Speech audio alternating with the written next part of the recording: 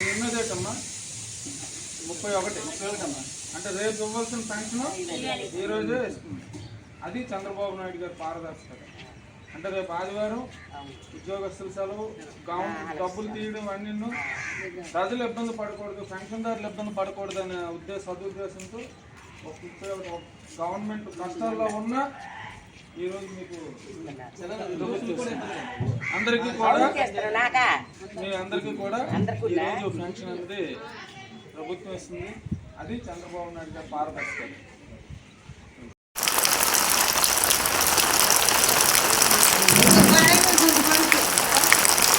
Nawab